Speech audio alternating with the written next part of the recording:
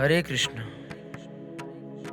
दोस्तों, आइए आज जानते हैं विष्णु पुराण के अनुसार भगवान की क्या परिभाषा है। विष्णु पुराण में 5 लक्षण अथवा वर्ण विषयों, सर्ग प्रति सर्ग, वंश, मनवंतर और वंशानुचरित का वर्णन है।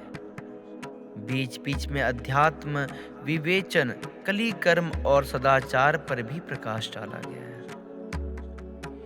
महर्षि पराशर वशिष्ठ के पौत्र थे। इस पुराण में पृथु, ध्रुव और प्रहलाद के प्रसंग अत्यंत रोचक हैं। शिव पुराण में मुख्य रूप से कृष्ण चरित्र का वर्णन किया गया है। यद्यपि संक्षेप में राम कथा का उल्लेख प्राप्त होता है। श्री कृष्ण ने प्रजा को संगठन शक्ति का महत्व समझाया और अन्याय का प्रतिकार करने की प्रेरणा दी है। अधर्म के विरुद्ध धर्म शक्ति का परचम लहराया है। शिव पुराण के उत्तर भाग में शौनक ऋषियों के आदर पूर्वक पूछे जाने पर सूत जी ने सनातन विष्णु धर्मोत्तर नाम से नाना प्रकार के धर्म कथाएं सुनाई हैं। पुण्य व्रत, यम नियम, धर्मशास्त्र, अर्थशास्त्र, वेदांत, ज्योतिष, वंश वर्ण का प्रकरण सूत्र बताया है। सब लोगों का उपकार करने वाले नाना प्रकार की विधाएं सुनाई गई है। यह विष्णु पुराण ही है जिसमें सब शास्त्रों के सिद्धांत का संग्रह हुआ है।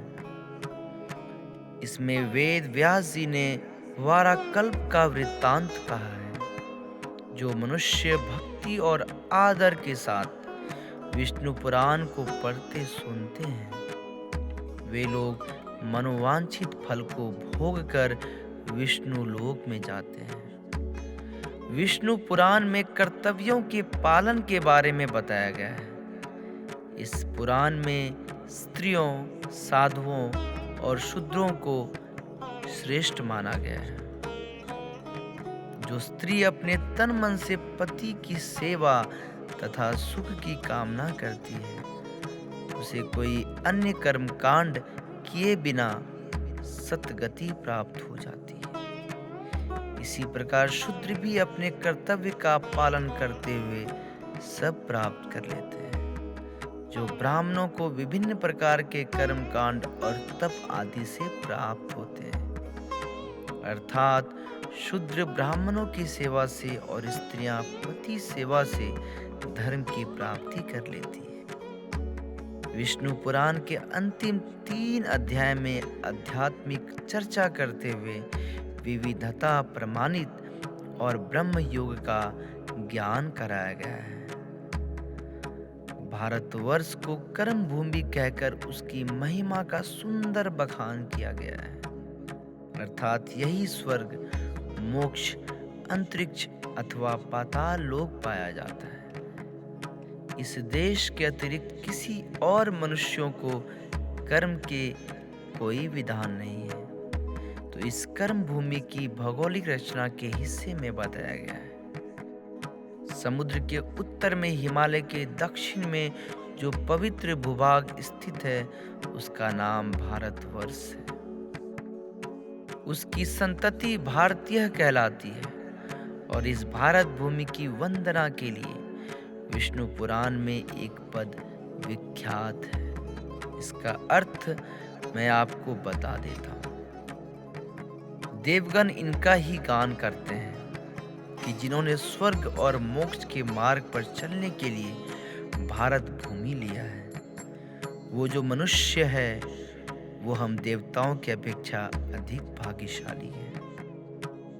जो लोग इस कारण इस भूमि में जन्म लेकर समस्त आकांक्षाओं से मुक्त अपने कर्म परमात्मा भगवान विष्णु को अर्पण कर देते हैं, वो पाप रहित होकर निर्मल हृदय से उस अनंत परमात्मा शक्ति में लीन हो जाते हैं। ऐसे लोग धन्य बताए गए हैं। आशीर्वाद के फल स्वरूप पराशर जी को विष्णु पुराण स्मरण हो गया, क्योंकि उन्हें आशीर्वाद दिया गया था तब पराशर मुनि ने मैत्री जी को विष्णु पुराण सुनाई।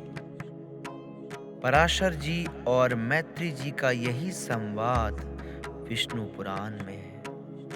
विष्णु पुराण में देवतागण कहते हैं कि वो लोग धन्य हैं जिन्हें मानव योनि मिली है, उसमें भी भारतवर्ष में जन्म लिया है तो ज्यादा भाग्यशाली है। वह मनुष्य हम देवताओं से भी अधिक भाग्यशाली है जो इस कर्म भूमि में जन्म लेकर भगवान विष्णु के निर्मल यश का गान करते हैं।